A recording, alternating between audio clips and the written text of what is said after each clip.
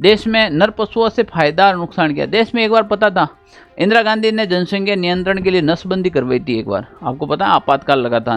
इंदिरा गांधी को पता है महिलाओं की नसबंदी करने से जनसंख्या कंट्रोल नहीं होगी, मर्दों की नसबंदी करो तो इससे क्या होगा, जनसंख्या में कंट्रोल आ जाएगा एकदम। अब आप इसका मतलब समझे। यहाँ पर देखो, मादा पशुओं में जो बंध्याकरण होता है उसे स्पेइंग कहते हैं, पर देखना ज़्यादातर नसबंदी होगी वो नर पशुओं की जाएगी। सांड की नसबंदी की जाएगी, गाय की नहीं की जाएगी। मेढा यानी कि भेड़ा की करते हैं, बकरा की करते हैं। बकरी की कोई देखा डॉक्टर कि मैं बकरी की नसबंदी करूँ, क्यों करे भाई, बकरे की कर, ठीक है ना। तो इंदिरा गांधी ने कहा कि जो खुले सांड की तरह आदमी घूम रहे हैं उसको पकड़ के नसबंदी कर दो ताकि जनसंख्या पे कंट्रोल हो जाएंगे। नमस्कार प्यारे साथियों, ऑनलाइन सारथी यूट्यूब चैनल पर आपका स्वागत है। मैं आपका मित्र संपत राज। बहुत प्यारा टॉपिक, बहुत बढ़िया टॉपिक, और पशु परिचर के अंदर 100% इसका सवाल आएगा। तो ये आज बड़ा खास टॉपिक रहने वाला है। काफ़ी विद्यार्थी कमेंट करे कि सर क्लास से कंटिन्यू करो, कंटिन्यू। 4-5 टॉपिक बचे हुए हैं, बढ़िया वाला, मस्त वाला। तो बढ़िया वाले सारे टॉपिक अब क्लियर हो जाएंगे आपके, ठीक है ना। तो आज जो अपना टॉपिक रहेगा बड़ा प्यारा टॉपिक है। आप इस टॉपिक को आराम से पढ़े, ध्यान से पढ़े और नोट साथ में बना दे भाई। जो ये टॉपिक रहेगा बंध्याकरण वाला इंपॉर्टेंट टॉपिक है। इससे पहले आपके कृत्रिम गर्भाधान और प्रजनन वाला टॉपिक मैंने डाल दिया है, अगर वो नहीं देखा है तो पहले वो जरूर देखिएगा। इसके बाद एक संकरण वाला है या संकर वाला है, वो टॉपिक अपन डाल देंगे। तो आज की क्लास वेरी इंपॉर्टेंट रहने वाली है। अब आपके ब पार्ट की सारी क्लास कंटिन्यू आएगी, आप मस्त रहे, तो चिंता करने की जरूरत नहीं है। काफ़ी विद्यार्थी कहते हैं सर सिलेबस कब होगा, बहुत जल्द हो जाएगा भाई। कोई मेरा वीडियो फर्स्ट बार देख रहा है तो ऑनलाइन सारथी टेलीग्राम ग्रुप को ज्वाइन करें, और पशुपालन का लगभग पार्ट काफ़ी डाल रखा है, वो आप देखें कंटिन्यू। राजस्थान जीके की क्लास से शुरू कर दिया, आपके नवीनतम जिला दर्शन शुरू कर दिया, राजस्थान कल्चर शुरू कर दिया, और एमसीक्यू भी शुरू कर रहे हैं। थोड़ा सा टाइम लगेगा, टीम वर्क के साथ काम करेंगे। टीम आ रही है एकदम व्यवस्थित तरीके से आपके जो इस पशुपालन के लिए विशेष रूप से। टेलीग्राम को ज्वाइन कर सकते हैं। अगर आप ये तैयारी कर रहे हैं पशु परिचर की, तो ये हमारा व्हाट्सएप नंबर है, इसके ऊपर आप मैसेज कीजिएगा। 2 भाग के मैंने आपके नोट्स तैयार कर दिए हैं, तो आप जिसको भी लिमिटेड नोट्स होंगे, मेरे पास ज़्यादा नोट्स होंगे नहीं, 10 तारीख तक नोट्स आपके पास आ जाएंगे। 10 तारीख तक नोट्स मेरे पास आ जाएंगे, तो आप तक पहुंचाने के लिए एक ही माध्यम है, तो आप व्हाट्सएप पे मैसेज कर देना, उसके ऊपर अपन कुछ चर्चा करेंगे। ये बुक रहेगी, और इस बुक के लिए, इस नोट्स के लिए आप हमारे व्हाट्सएप ग्रुप के ऊपर मैसेज कीजिएगा कि सर हमें नोट्स चाहिए, क्योंकि मैं ज़्यादा क्वांटिटी के अंदर मैं काम करूँगा नहीं, नॉर्मली है। तो जो मेरे ऑनलाइन सारथी परिवार से जुड़े हैं उन विद्यार्थियों के लिए मैं ये नोट्स हैं वहाँ तक आप तक पहुँचाने की मैं जिम्मेदारी लेता हूँ, कैसे भी पहुँचाऊँ। तो जिनको नोट्स चाहिए वो हमारे व्हाट्सएप के ऊपर नाम और मैसेज लिखकर भेज दीजिएगा।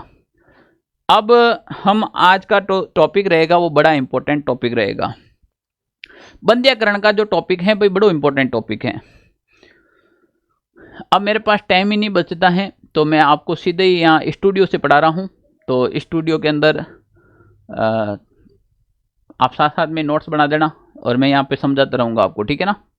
आज जो टॉपिक रहेगा वो रहेगा बंध्याकरण, और बंध्याकरण करने की आवश्यकता कहाँ हुई। तो हमें एक रूपरेखा तैयार करनी पड़ेगी। कोई भी टॉपिक पढ़ते हैं, जैसे कोई कहता है सर मैं कहाँ से पढ़ूँ, कैसे पढ़ूँ, समझ नहीं आ रहा है, ठीक, कोई टॉपिक पढ़ो, टॉपिक पढ़ने से पहले उसकी रूपरेखा तैयार करो। इस टॉपिक के अंदर हमें पढ़ना क्या है वो चीज़ देखें। इस टॉपिक के अंदर हमें क्या पढ़ना है, हमने एक रूपरेखा तैयार की है। सबसे पहले हम इसका परिचय लेंगे कि बंध्याकरण होता क्या है, बंध्याकरण है क्या। अगर इसकी परिभाषा भी अपन को नहीं आए तो समझ लेना भाई फिर काम नहीं होगा। बंध्याकरण के बाद अगर ये बंध्याकरण समझ में आ गया तो इसका उद्देश्य क्या है, इसको बंध्याकरण करने का लाभ क्या है, आई बात समझ में, ये चीज़ आपको समझ में आनी चाहिए। इसके बाद तीसरा, अगर इसका लाभ भी समझ में आ गया तो फिर इसको करेंगे कैसे। बंध्याकरण करने की कोई तो विधि होगी, किस प्रकार से किया जाता है ये समझ में आना चाहिए। बंध्याकरण है तो पशुओं की उम्र क्या होती है, हर एक आदमी को हर एक काम करने के लिए उम्र होती है।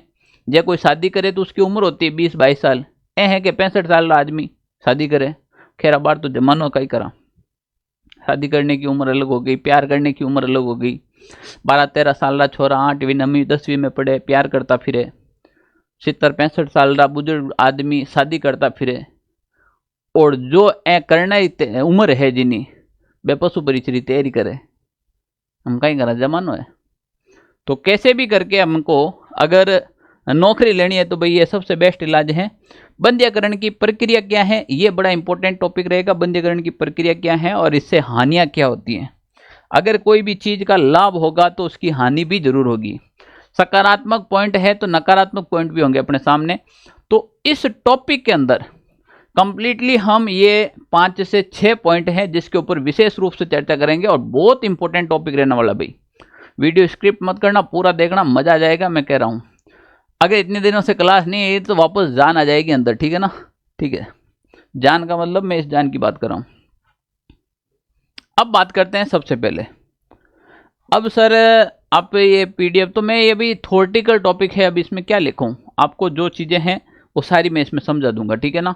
और इससे सिंगल क्वेश्चन बाहर नहीं जाएगा। तो देखो समझने का तरीका क्या भी वो समझो।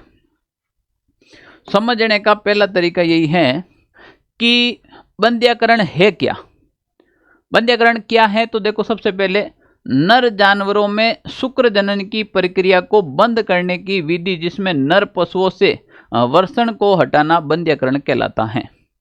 यानी कि कुल मिला रहे जो पीढ़ी आगे जानवरों में बढ़े उसको रोकने के लिए बंध्यकरण करना जरूरी है। ये बंध्यकरण का मतलब ये होता है, देखो समझनो के है। मान लो अपनी कोई भी शादी होवे तो बताओ, शादी अलग अलग गांव में होती है। मैं कहता हूँ हो सके तो अलग देश में करो। शादी है वो कम से कम आप दूसरे देश में करो, जैसे जापान में करो, चाइना में करो, रशिया में करो, अफ्रीका में करो। अलग देश में पॉसिबल नहीं हो सकती है तो कम से कम अलग राज्य में करो। अलग राज्य में पॉसिबल नहीं है तो कम से कम अलग जिले में करो। अलग जिले में नहीं तो कम से कम गांव तो अलग होने चाहिए, एक गांव में नहीं होनी चाहिए। अर्थात नसीब में एक गांव ही लिखे है, कम से कम मोहल्लो चेंज करो, एक मोहल्ला में नहीं होनी चाहिए, क्योंकि उसके और आपके लक्षण मिलते जुलते ही हैं। जे थे थारी गोत्र और थाके मम्मीरी और थाने पापारी गोत्र सेम को नहीं। इसका मतलब क्या है, मनुष्य तो मनुष्य होता है, फिर भी अपन एक गोत्र में शादी नहीं करते हैं। नहीं करने का रीजन ही यही है। अब देखो इसमें क्या होगा कि जैसे अपने गोत्र चेंज होगी, जितनी डिस्टेंस होगी उतने ही लक्षण अलग अलग मिलेंगे और अलग अलग लक्षणों से कुछ विपरीत ही मिलेगा आपको। आई बात समझ में। तो इसमें क्या होता है, देखो नर पशुओं का जो बंध्यकरण इसलिए किया जाता है कि नस्ल सुधार के लिए। तो देख लेना जिसका शादी अलग अलग स्टेट में हो रखी है तो उसके जो बच्चे होंगे ना वो बिल्कुल अलग ही होंगे। और नहीं तो एक ही गांव में है तो देखो ना कई कई गांव वालों की शिकला मिलती है सेम, क्योंकि गोत्र सेम होती है, एक गांव में करते हैं। काफ़ी ऐसी जातियां होती है जिसमें शिकलें सेम रहती है। इसका मतलब क्या, जाति चेंज नहीं करते तो उनका माइंड भी सेम रहेगा। तो कम से कम अलग अलग चीज़ें हम करें तो थोड़ा माइंड भी डेवलप रहेगा, शारीरिक विकास भी अलग होगा, सब चीज़ें अलग होगी। बंध्यकरण से नर पशुओं की प्रजनन क्षमता खत्म हो जाती है। बंध्यकरण कर दिए प्रजनन क्षमता खत्म रहेगी। अब प्रजनन क्षमता खत्म रहेगी तो बात खत्म रहेगी। अब नर पशुओं की प्रजनन क्षमता खत्म कर देते हैं। बंध्यकरण का अर्थ है नर पशुओं के लक्षण को स्पर्मेटिक कोड दबाकर या वर्षणों को हटाकर खत्म कर देना, जिसमें नर पशु अपने लैंगिक गुणों को प्रदर्शित नहीं कर सकता है। वो यह नहीं बता सके कि मैं सांड हूं। कौन नहीं है? नहीं होने का कारण क्या है, क्योंकि तेरी ये प्रक्रिया खत्म कर दी। अब तू इसमें ये लक्षण प्रकट नहीं कर सकता है। बंध्यकरण का अर्थ नर पशुओं लक्षणों का स्पर्मेटिक जो कोड होता है उसको दबाकर वर्षणों को हटाकर खत्म कर देना। जब वर्षण ही नहीं होंगे, इसको खत्म कर देंगे तो नर पशु अपने लैंगिक गुणों को प्रदर्शित बिल्कुल भी नहीं कर सकता है, यानी कि संतान उत्पत्ति नहीं कर सकता है। आई बात समझ में। देखो बंध्यकरण शीत ऋतु में सुबह के समय करना चाहिए। अब यहाँ से आपके एग्जाम में क्वेश्चन आने शुरू हो गए। बंध्यकरण है वो सबसे पहले तो कौन सी ऋतु में होना चाहिए, शीत ऋतु में। समय क्या होना चाहिए, सुबह का समय होना चाहिए। तो सुबह के समय शीत की ऋतु एकदम बढ़िया चीज है। बंध्यकरण मादा पशुओं को स्पेइंग कहते हैं, यानी कि मादा पशुओं के अंदर जो बंध्यकरण होता है उसे स्पेइंग कहते हैं। पर प्यारे विद्यार्थियों ध्यान रखना, ज्यादातर है वो नर पशुओं में किया जाता है। देश में नर पशुओं से फायदा और नुकसान क्या। देश में एक बार पता था इंदिरा गांधी ने जनसंख्या नियंत्रण के लिए नसबंदी करवाई थी। एक बार आपको पता है आपातकाल लगा था। तो इंदिरा गांधी को पता है महिलाओं की नसबंदी करने से जनसंख्या कंट्रोल नहीं होगी, मर्दों की नसबंदी करो तो इससे क्या होगा, जनसंख्या में कंट्रोल आ जाएगा एकदम। अब आप इसका मतलब समझे, यहाँ पर देखो मादा पशुओं में जो बंध्याकरण होता है उसे स्पेइंग कहते हैं, पर देखना ज्यादातर नसबंदी होगी वो नर पशुओं की जाएगी। सांड की नसबंदी की जाएगी, गाय की नहीं की जाएगी। मेढा यानी कि भेड़ा की करते हैं, बकरा की करते हैं। बकरी की कोई देखा डॉक्टर कि मैं बकरी की नसबंदी करूं? क्यों करे भाई? बकरे की कर, ठीक है ना। तो इंदिरा गांधी ने कहा कि जो खुले सांड की तरह आदमी घूम रहे हैं उसको पकड़ के नसबंदी कर दो ताकि जनसंख्या पे कंट्रोल हो जाएंगे, ठीक है ना।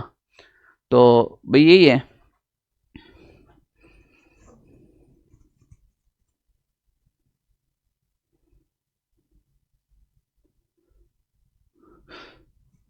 क्योंकि शादीशुदा आदमी तो कहीं घूमता नहीं है, तो ऐसे कोई आदमी घूम रहे हैं, आपातकाल का मतलब ये था, तो उसको पकड़ के क्या कर दो, उसकी नसबंदी कर दो, फिर वो फ्री है।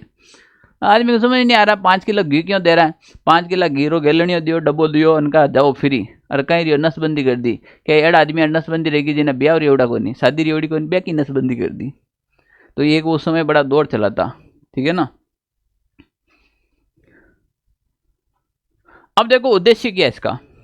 उद्देश्य है कि इसके द्वारा बेकार नर पशु, बेकार नर पशु का मतलब ऐसे नर पशु जिनके प्रजनन के बाद उनके द्वारा संतान उत्पन्न होती है, उसमें दुग्ध क्षमता नहीं होती है, उसमें मांस उत्पादन की क्षमता नहीं होती है, उसमें ऊन की क्वालिटी अच्छी नहीं होती है, तो बेकार नर पशुओं को प्रजनन के अयोग्य किया जाता है। ये पहला उद्देश्य है कि भाई इस नस्ल के नर नहीं चाहिए हमें, इस नस्ल के आगे के संतान नहीं चाहिए, तो उसमें अच्छे नस्ल की कोई अच्छे पशु की क्रॉसिंग करवाई जाए तो अच्छा परिणाम मिलेगा। इससे वे अधिक उम्र और शांत हो जाते तथा उन्हें काबू कंट्रोल में करना आसान हो जाता है। कहते हैं ना, सांड है, पाडा है, ये किसी के कंट्रोल में नहीं होता, जिसके ऊपर सवार होता है ना वो किसी के कंट्रोल में नहीं होता है। अब कंट्रोल में होने का ही कारण है इसको शांत करने के लिए, ठीक है ना। तो उग्र स्वभाव होना किन कारण है, कोई आदमी की सगाई नहीं होती है ना, कहता नहीं यो अवस्था में खून में उबाल है, खून में कहीं उबाल को नहीं है, लक्षण है मर्दारा। 50 साल आदमी में वही आदमी है वो नीचे पड़ जाए करे, स्वभाव में कमी आ जावे। क्यों आ जाए कि अब के बासर स्वभाव शांत रहेगो, बासर स्वभाव शांत कौन रहेगो, लक्षण में कमी रहेगी, खून में उबाल को नहीं है।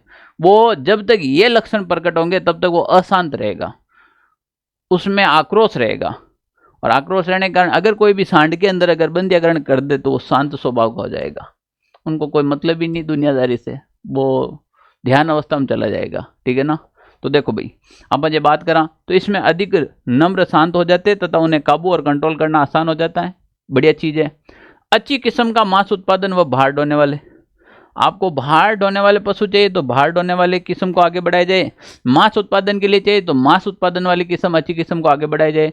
तो इसके लिए अगर कोई ऐसा पशु है जो भार ढोने में काम नहीं आता है तो उस पशु का बंध्याकरण कर दो ताकि आगे वाली जनरेशन है वो ऐसी नहीं आए। अच्छी जो नस्ल के सांड हैं, बैल हैं, उनसे आप प्रजनन कराओ तो उसकी जो वापस नस्ल है वो अच्छी आएगी। मांस में आने वाली विशेष गंध, काफ़ी ऐसे जानवर होते हैं जिसकी मांस में गंध आती है और वो उसकी नस्ल के कारण आती है। तो अगर कोई भी मांस उत्पादन है, मांस तगड़ो है पर उसमें गंध आवे तो कई काम की, तो उस नस्ल को अच्छे नर के साथ अगर उसका संकरण किया जाए, प्रजनन किया जाएगा तो मांस उत्पादन के साथ क्वालिटी बढ़ जाएगी और क्वालिटी के साथ स्वाद भी बढ़ जाएगा। तो इसके लिए अगर ऐसा कोई नर है यहाँ बंध्याकरण कर दो।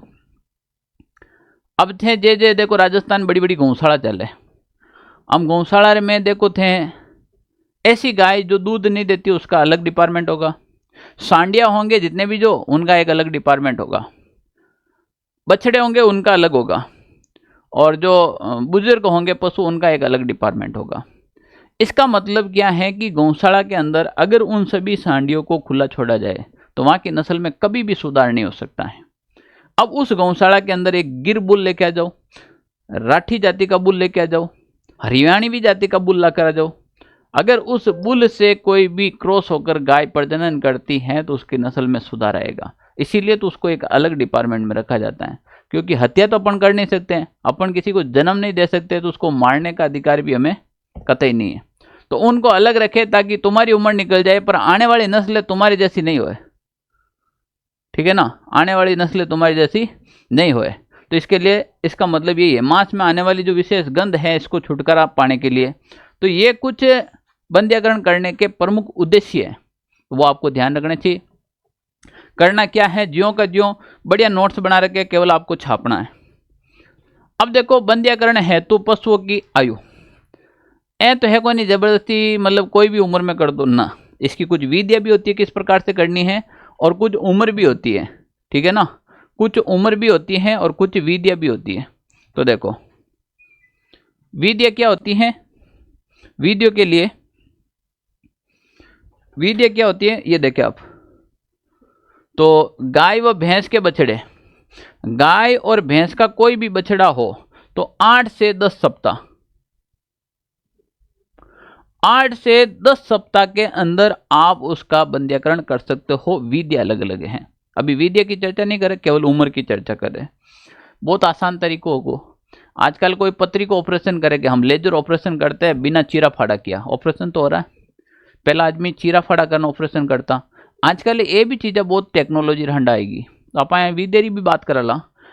पर पहला आप उम्र देखा तो एक पशु जो गाय और भैंस के बछड़े की बंध्याकरण की जो आयु होती है वो 8 से 10 सप्ताह। एग्जाम में यहीं से तो सवाल आएंगे, एग्जाम में सवाल यहीं से आएंगे, आपके सीधे सवाल बनते हैं तो यहीं से बनते हैं। आई बात समझ में। बकरी के बच्चे इसकी है 2 से 7 सप्ताह। भेड़ के मेमने की बात करें तो 2 से 6 सप्ताह। सूअर के बच्चे की बात करें, इसमें सबसे ज्यादा होता है क्योंकि एक सूरी सबसे ज्यादा बच्चा देती है।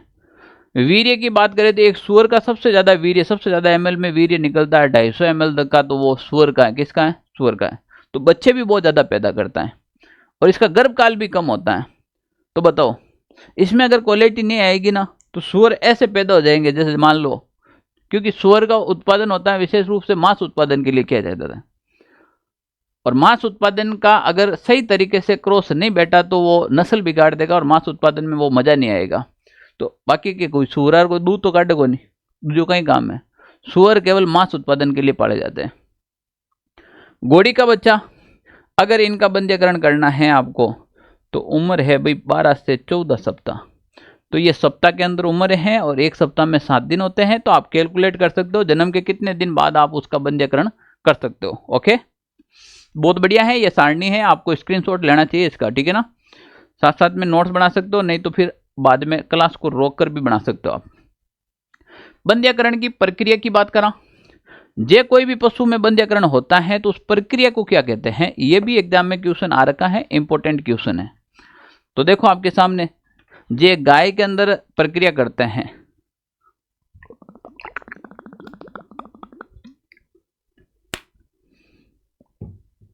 गाय में जो बंध्याकरण की प्रक्रिया होती है उसे अपन क्या कहते हैं, बुल्लोक या फिर स्टीर कहते हैं। स्टोर नहीं, स्टीर क्या कहते हैं भाई, बुल्लोक या फिर स्टीर कहा जाता है। एक भैंस के अंदर जो बंध्याकरण की प्रक्रिया होती है उसको भी बुल्लोक कहा जाता है। बकरी के अंदर की जाती है उसे वीडर या फिर बक कहा जाता है। सीधा आएगा, बकरी के अंदर बंध्याकरण होने की प्रक्रिया को क्या कहते हैं, वीडर या बक। भेड़ के अंदर जो बंध्याकरण की प्रक्रिया की जाती है उसे वीडर कहते हैं। सूअर के अंदर की जाती है वो हॉग या स्टेज कहा जाता है। घोड़ा के अंदर जो प्रक्रिया होती है उसे गेल्ड कहते हैं, और मुर्गा के अंदर जो होती है उसे कैपोन कहते हैं। ये इनकी एक शब्दावली है कि बंध्याकरण करते हैं तो किन पशुओं में जो बंध्याकरण होता है उसको विशेष रूप से क्या कहा जाता है, ये एक इसकी प्रक्रिया है। थोड़ा सा ध्यान रखना, आपको स्क्रीनशॉट ले लीजिएगा आप, बढ़िया चीज है। आपको ये डायग्राम ज्यों का ज्यों बनाना है। अभी तक जैसे मैंने जो पढ़ाया है, आप सबसे पहले टॉपिक शुरू करेंगे, सबसे पहले इसका स्क्रीनशॉट लो, ज्यों का ज्यों ऐसे कैसे बनाना है, जैसे मैं जिस प्रक्रिया से मैं काम कर रहा हूँ आपको भी ऐसे ही करना है, ठीक है ना। इसके बाद आपको क्या करना है, इसका परिचय है, इसका आप स्क्रीनशॉट ले लीजिएगा। ये ज्यों का ज्यों ऐसे कैसे बनाना है आपको। उसके बाद उद्देश्य लिखने हैं, उद्देश्य कौन कौन से, स्क्रीनशॉट ले लीजिएगा। उद्देश्य के बाद ये वाला डायग्राम आयु क्या होती है, सबसे इंपॉर्टेंट है ये। जितने भी जो डायग्राम है उसमें से अभी तक वर्तमान में सबसे इंपॉर्टेंट डायग्राम ये वाला, ठीक है ना, यहाँ से सवाल आता है। उसके बाद आप इसके बंध्याकरण की प्रक्रिया है, इसको क्या क्या कहते हैं, इसका आप स्क्रीनशॉट ले सकते हो। चलो भाई, अब आ जाते हैं बंध्याकरण की प्रक्रिया या विधिया क्या होती है। हमने यहाँ पर देखो इसमें ये चीज पढ़ी है, अभी तक हमने जो रूपरेखा पढ़ी थी, कहाँ गई भाई रूपरेखा। रूपरेखा के अंदर हमने परिचय पढ़ लिया, उद्देश्य पढ़ लिया। 2 पॉइंट हमने पढ़े कि इसके उद्देश्य क्या थे, परिचय क्या था, और तीसरा पॉइंट पढ़ रहे अब इसकी विद्या क्या है। अब जब विद्या की बात करें अपन, तो ये रही भी बंध्याकरण की विद्या। बंध्याकरण की विधि 2 प्रकार की होती है मुख्य रूप से। बंध्याकरण की जो विधि है मुख्य रूप से 2 प्रकार की होती है। ये देखो भाई 2 प्रकार की, एक होती है बंध्याकरण करने की खुली विधि और एक होती है बंद विधि। 2 ही विद्या है। बंध्याकरण करनारी 2 ही विद्या है, एक खुली विधि और दूसरी बंद विधि। आई बात समझ में। अब देखो, खुली विधि सर्जरी द्वारा जनन अंगों को हटाकर, एथा का जनन अंग दिखे, इन जनन अंगों को सर्जरी के द्वारा पूरा हटा दिया जाता है, अंदर से वर्षण चीरा फड़ा करके वर्षण को बाहर निकाल देना। और दूसरा है बंद विधि, इसमें क्या होता है, बर्डीजो कास्ट्रेट द्वारा या फिर रबड़ के छल्लों द्वारा, इलास्ट्रेट द्वारा। देखो भाई, ये एक तो ये होता है, ये बर्डीजो कास्ट्रेट में काम आता है। इसमें क्या होता है कि ये एक प्लास की तरह एक यंत्र होता है। इस यंत्र को इस नाम से ही जाना जाता है, बर्डीजो कास्ट्रेटर।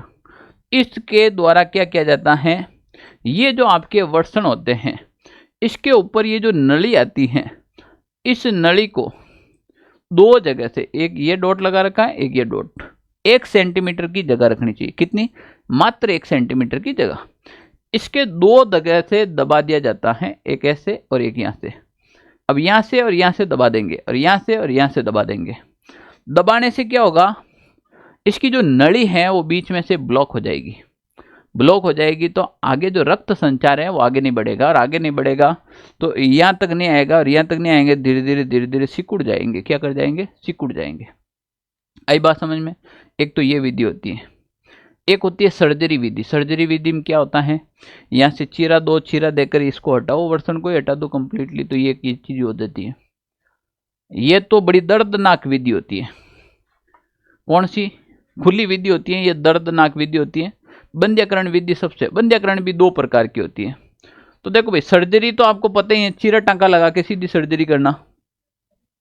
बंध्याकरण जो करने की विधि है, बंध्याकरण करने की विधि, ये 2 विधि होती है। एक होता है बर्डीजो कास्ट्रेटर। इसमें क्या होता है,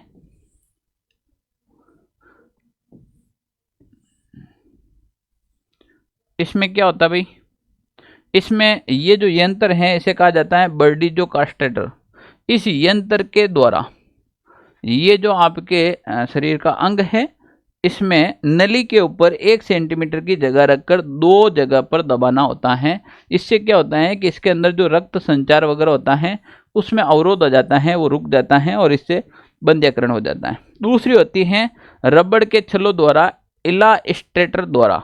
ये जो यंत्र है ये इलास्ट्रेटर यंत्र है। इसमें ये क्या होता है, ये रबड़ पहना हुआ है, इस रबड़ को इसके नीचे लेके जाएंगे, नीचे ले जाकर इस मशीन के द्वारा रबड़ को एकदम छोड़ा जाएगा। छोड़ते ही यहाँ पर रबड़ क्या कर लेगा, पकड़ कर लेगा। यहाँ पे रबड़ पकड़ कर लेगा, जैसे ये धागा बांध रखा ना, यही होता है सेम जानवरों के। अब बताओ, यहाँ से अगर आपके हाथ को टाइट बांध दिया जाए, यहाँ से आपके हाथ को टाइट बांध दिया जाए, रक्त संचार आगे जाएगा नहीं। यही धागा देख लो, सेम रबड़, यही रबड़ चढ़ा रखा है। अब यहाँ से टाइट बांध दिया तो आगे नहीं जाएगा, आगे नहीं जाएगा, धीरे धीरे हाथ आपका काम करना बंद कर जाएगा, सिकुड़ जाएगा, क्योंकि रक्त संचार आगे नहीं जा रहा है। आई बात समझ में। आगे जाएगा ही नहीं तो फिर कैसे काम होगा। तो यही एक विधि होती है। क्या है ना, कोई आदमी ने सांप काट लियो तो कहते भाई सांप काट लेते हैं, कहीं करो पहले बहुत सांप काटा है, उनसे थोड़ा आगे आप धागे से टाइट बांध दो। टाइट बांध देंगे तो ब्लड का सर्कुलेशन नहीं होगा, ब्लड आगे पीछे नहीं होगा, तो वो आगे का जो हिस्सा है वो काम करना बंद कर देगा।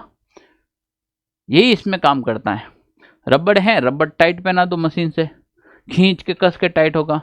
एक तरह से सही विधि है और एक तरह से गलत विधि है। इसमें घाव होने के पूरे चांस रहते हैं, इसमें सूजन आने के पूरे चांस रहते हैं। अक्सर जब बारिश का मौसम होता है तो इन विधियों का प्रयोग अपन नहीं कर सकते हैं, ठीक है ना।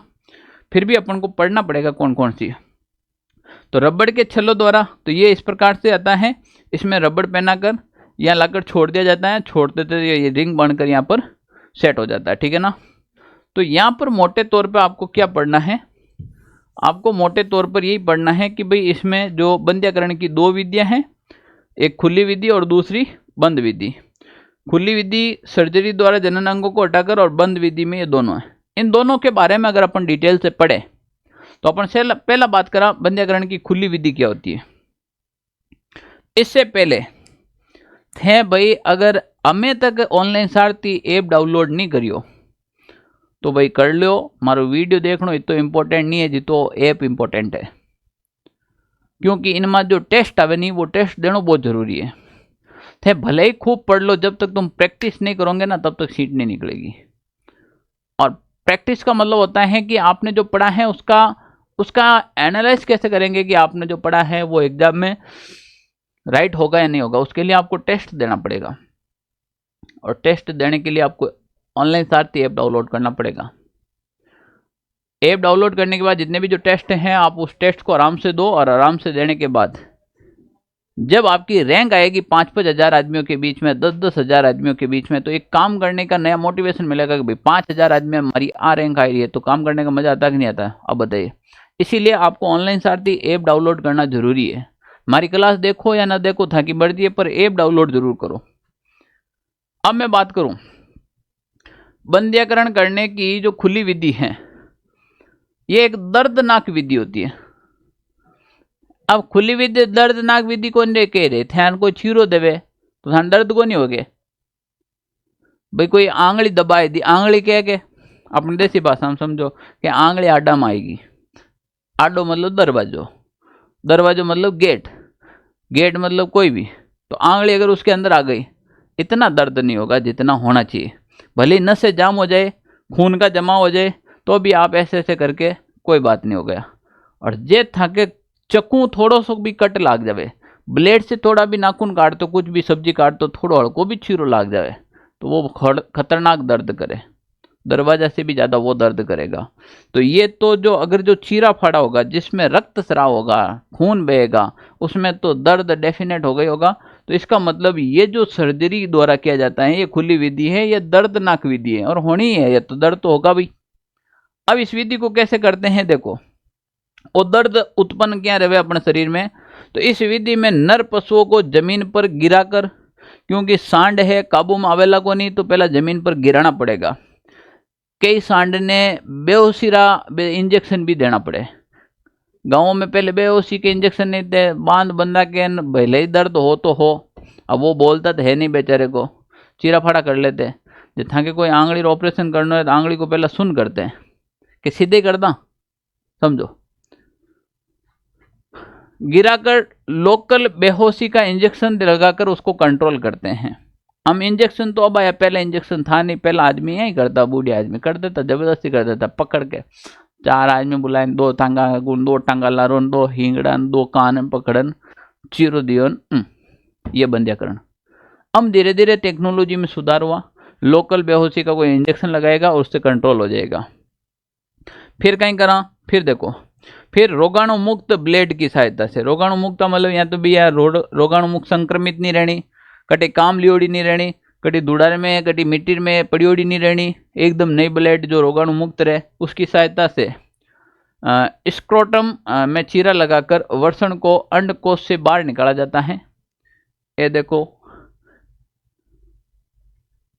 वो था कि स्क्रोटम बनियोड़े पूरो, इसमें चीरा लगाएंगे और अंडकोश ये वर्षण है इसको बाहर निकाल लेंगे, ठीक है ना। और बाहर निकालने के बाद वो फ्री हो जाएगा। फिर आई बात समझ में। दूसरा है, इस विधि में पशु को दर्द बहुत होता है, दर्द तो होगा भी, काम ही ऐसे करते हो तो। इस विधि में संक्रमण होने की संभावना अधिक रहती है। संक्रमण होने की संभावना अधिक क्यों रहती है? चीरा लगेगी तो टाँका भी देना पड़ेगा वापस, फिर उसके पट्टी करनी पड़ेगी, तो पापड़ तो बेल नहीं है।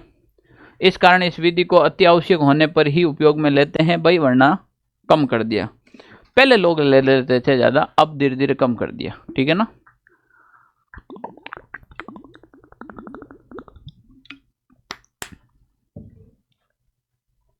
ओके, तो ये तो हो गई सर्जरी द्वारा विधि। अब अपन बात करें उपयोग में ली जाने वाली औषधि कौन सी है।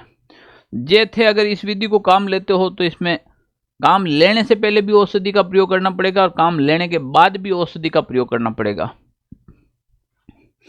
अंडकोश की थैली पर, जो अंडकोश की थैली होती है उस पर सेवलोन या एल्कोहल लगाकर विसंक्रमित करना। पहले बीन धोई साफ कर और इसके ऊपर एल्कोहल है या फिर आप सेवलोन है ये लगाकर उसको विसंक्रमित करो। उसके बाद वर्षण निकालने के बाद टिंचर है, आयोडीन है, ऐसी औषधि का प्रयोग किया जाता है। एग्जाम आ जाए तो थोड़ा ध्यान रखना, ठीक है ना। चलो अब बंध्यकरण करने की विधि दूसरी, अगर विधि की बात करें बंद विधि की, कौन सी विधि भाई, बंद विधि की अगर अपन बात करा, दूसरी विधि आ जाएगी बंद विधि। और बर्डिजो कास्ट्रेटर द्वारा, तो ये एक यंत्र है, अभी मैंने आपको बताया था, ये वाला यंत्र, कौन सा वाला, ये वाला यंत्र, इस यंत्र के माध्यम से, इस यंत्र के माध्यम से क्या करेंगे, इस विधि में रक्त नहीं आता है, इस कारण इसे रक्त विहीन या बंध्यकरण कहते हैं।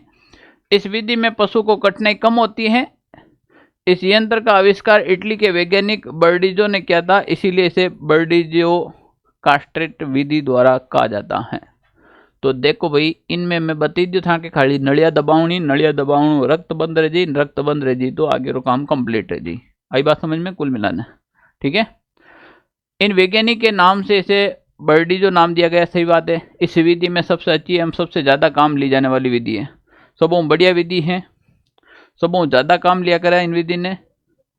तो थे अगर पशु परीक्षर बन जाओ और फील्ड में जाओ तो भाई चीरा फाड़ा में थोड़ा विश्वास कम रख दो, टेक्नोलॉजी आंड प्रयोग कर दो, और काम तो करनी पड़ी, वरना पशु परीक्षर सैलरी यूँ था कि कहीं को नहीं रहे, घर में आटो भी थाने उधार लाना पड़ेगा।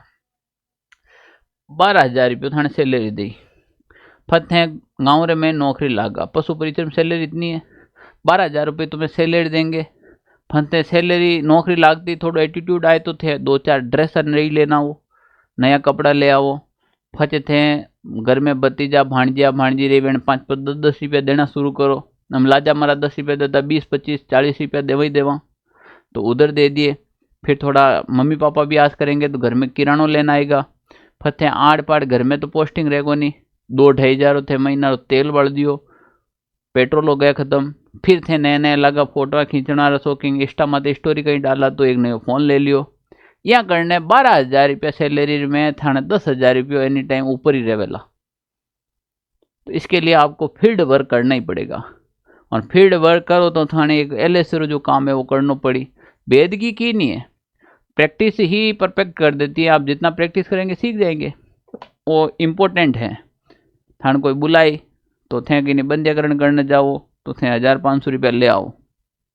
इस विधि में बछड़े को 3 महीने तक बंध्या करना उपयुक्त माना जाता है। इस विधि में, किसमें, बर्डिजो कास्ट्रेटर विधि के अंदर उम्र है वो बछड़े की 3 महीने तक की, कितने महीने तक की, 3 महीने तक की उम्र में करना है ना।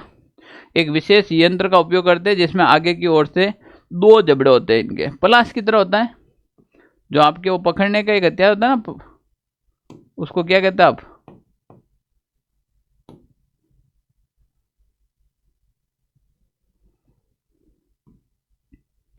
दो जबड़े होते हैं, दोनों जबड़ों के बीच में उस नली को, जैसे ये जबड़ा आ गया, ये जबड़ा आ गया, इस जबड़े के बीच में नली आ गई, नली को पकड़ के दबा दिया।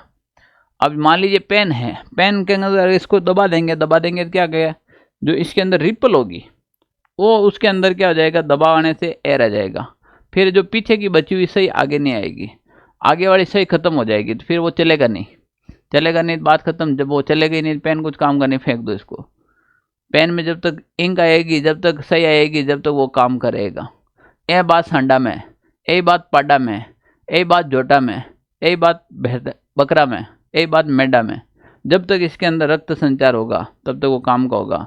जे एन में यहाँ पे ब्लॉक कर दिया इसकी नस को, नस के ब्लॉक करने के बाद वो कोई काम करनी है, आई बात समझ में, क्योंकि वो प्रजनन नहीं कर सकता। या तो मांस उत्पादन के काम लो ना, मांस उत्पादन के काम नहीं ले थे तो बाकी बेलर का उपयोग है, सांड को क्या उपयोग ले, अब उसको बैल भी नहीं बना रखा है, अगर वो सांड है उसकी नसबंदी कर दी, क्या काम है, वो दूध देनी, सांड घी देनी, बहुत ढूंढने में वो काम आएगा नहीं, तो फिर वो उम्र निकालेगा अपनी, आई बात समझ में।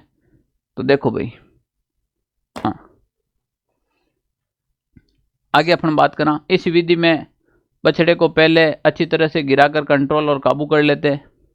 इस पेरमेटिक कोड को बर्जिटो के जबड़े में जो नली होती है ना उसको कहा जाता है स्पर्मेटिक कॉर्ड है, जो नली होती है उसको कहा जाता है। बर्डीजो के जबड़े में 2 स्थान से दबा देते हैं तथा दूसरा स्थान पहले स्थान से लगभग 1 सेंटीमीटर, 2 जगह से दबाते हैं ना, तो इसकी जो दूरी होती है वो 1 सेंटीमीटर नीचे रखा जाता है।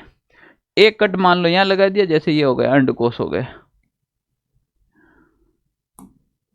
जैसे ये हो गया अंडकोश, ये भी हो गया अंडकोश, ये नली आ गई और ये भी नली आ गई, ये इस प्रकार से, ठीक है ना। इसमें भी एक नली आती है, इसमें भी एक नली आती है। तो अब क्या किया, इसको एक बार यहाँ से दबा दिया तो दूसरी बार आपको 1 सेंटीमीटर यहाँ पे, एक बार यहाँ दबा दिया तो एक बार यहाँ पे, 1 सेंटीमीटर की जगह से 2 बार अलग अलग जगह से दबा दो तो ये फिर ब्लॉक हो जाएगी नसें। अब नसें ब्लॉक हो जाएगी तो क्या होगा, मान लीजिए ये इसमें रक्त संचार हो रहा था, ये लो भाई, जैसे ब्लू कलर करो, ये रक्त संचार हो रहा था, यहाँ आके रुक गया, इसमें भी रक्त संचार हो रहा था, यहाँ आके रुक गया, अब आगे नहीं जाएगा, ठीक है ना, आगे नहीं जाएगा तो यहाँ तक नहीं पहुँचेगा ये चीज़, अब यहाँ तक नहीं पहुँचेगा तो ये धीरे धीरे सिकुड़ जाएगा। ओके, समझ में आया क्या। अब देखो औषधि के काम लेवा, इसी प्रकार दोनों वर्षण की स्पर्मेटिक कॉर्ड को दबा देते हैं, इस नली को दबा देते हैं। औषधि का ये टिंचर है आयोडीन को काम लेवा, इस औषधि से वर्षण में रक्त व पोषण की आपूर्ति बंद हो जाने से वर्षण सिकुड़ जाता है, बस बात खत्म। रबड़ के छल्लों द्वारा इलास्ट्रेटर वही जो रबड़ चढ़ाने का यंत्र होता है उसे कहते हैं। इस विधि ये रक्तहीन विधि होती है, इसमें उम्र होती है बछड़े के जन्म के तुरंत बाद 7-8 दिन, मैं कर दो 5, 7, 8, 10 दिन लास्ट, इससे ज़्यादा नहीं। एवरेज 7 दिन के बछड़े की उम्र तक की बंदियां करते हैं। इसमें अंडकोश के ऊपर स्पर्मेटिक कॉर्ड पर रबड़ का छल्ला चढ़ा देते हैं। रबड़ के दबाव से अंडकोश की रक्त आपूर्ति बंद हो जाती है, फिर रबड़ का छल्ला स्लिप होकर गिर जाता है। गिरना क्या है, ये मान लीजिए माइक है, अब इसके ऊपर क्या किया हमने, यही है, ये अंडकोश ऐसे ही होते हैं, वर्षण नीचे, तो देखो ये उस विधि से अपन ने नीचे से इस प्रकार से ये रबड़ फंसा दिया। अब ये वाइट कलर का क्या हो गया, ये रबड़ है, अब ये रबड़ फंस गया, अब ये इतना टाइट हो जाएगा कि आगे जो रक्त संचार है वो नीचे तक नहीं आएगा। जब आगे रक्त संचार नहीं आएगा और यहाँ पर ये रबड़ धीरे धीरे टाइट हो जाएगा तो ये धीरे धीरे क्या होगा, सिकुड़ जाएगा, धीरे धीरे सिकुड़ जाएगा और एक दिन ऐसा आएगा रबड़ खुद ही आकर बाहर गिर जाएगा। खुद नहीं गिरता है तो कटिंग करके बाहर निकाल दो बाद में। आई बात समझ में। ओके, अब देखो भाई इनसे हानियां क्या होने वाली है। हानियां क्या होगी, वर्षा ऋतु में अगर कर देने से संक्रमण का खतरा होता है। वर्षा ऋतु में आपको पता ही है संक्रमण हो जाता है, घाव लगना, कीड़ा लगना, ऐसी बहुत सी प्रक्रिया होती है इसमें, ठीक है ना।